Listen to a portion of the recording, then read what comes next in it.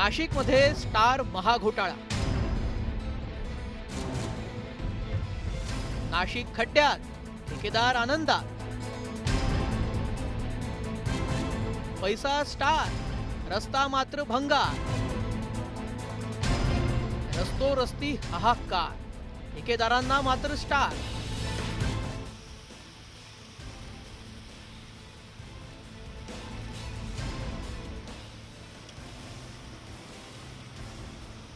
भर पावसात नाशिक शहरातल्या रस्त्यांची ही अशी कचराकुंडी झाली.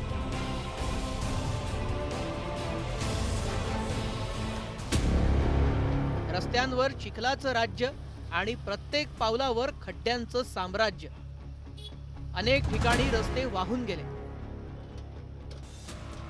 तर काही ठिकाणी अख्ख्याच्या अख्खे रस्तेच खचले.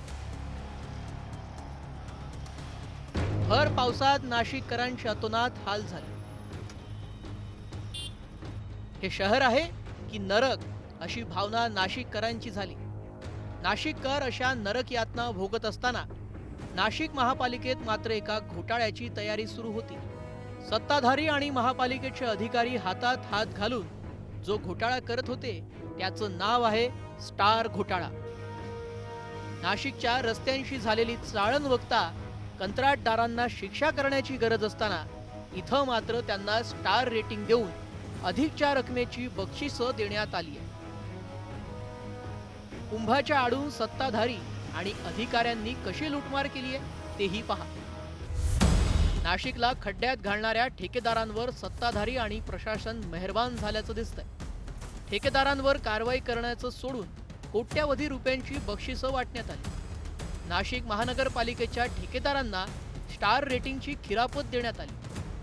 स्टार रेट मंजूर झाल्यानं ठेकेदारांना मूळ रकमेपेक्षा अधिक पैसे मिळणार आहे. नाशिक खड्ड्यात, पालिकेच्या तिजोरीत खडखडाट, तरीही ठेकेदारांवर मेहरबान. सत्ताधारी, अधिकारी आणि ठेकेदारांच्या अभद्र युतीतून हा स्टार घोटाळा झालाय. निविदेत उल्लेख न करताच ठेकेदारांना अधिकचे 150 ते 200 कोटी रुपये देण्यात आले.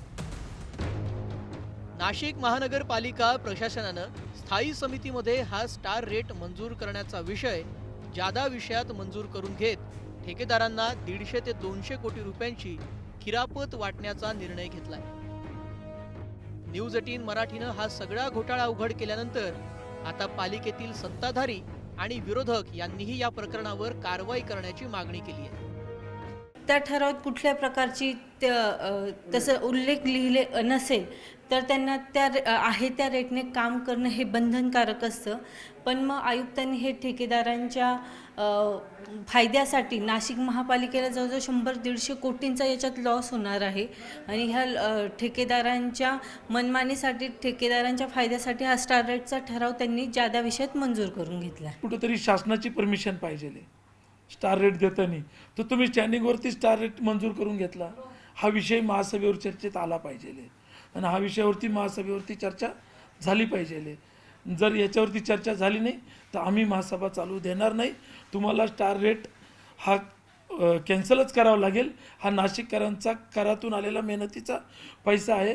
हा आम्ही तुम्हाला नागपूर व गुजरातच्या ठेकेदारांच्या घशात जाऊ देणार नाही. नाशिक महापालिकेत केलेला हा स्टार रेटिंगचा घोटाळा नेमका काय तेही पहा.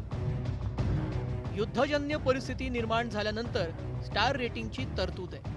वाढत्या महागाईमुळे ठेकेदारांना मंजुरीपेक्षा जास्त पैसे देण्याचा शासन आदेश आहे. मात्र त्यासाठी टेंडरमध्ये तसा स्पष्ट उल्लेख असणं गरजेचं आहे. निविदेत उल्लेख नसताना कामांना स्टार रेट दिला जात नाही.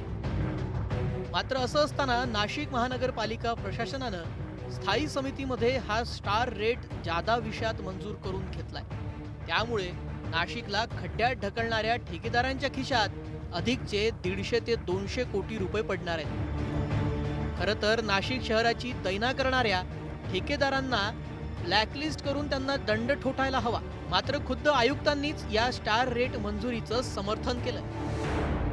शॉर्ट टर्म पिरियडचे टेंडर असतात म्हणून आणि इथे काही होता की 2-3 वर्षापासून ते देत नव्हते. पण आता वॉरची जी सिच्युएशन आली आहेत, आपण ऑलरेडी सिन्सर टेंडरमध्ये पकडलाच आहे जे आपले रूल्स आणि रेग्युलेशन्सप्रमाणे. नंतर नॅशनल हायवेने पण एक त्याच्यात हे काढलं आहे, सर्क्युलर काढला आहे की ते दिले पाहिजे.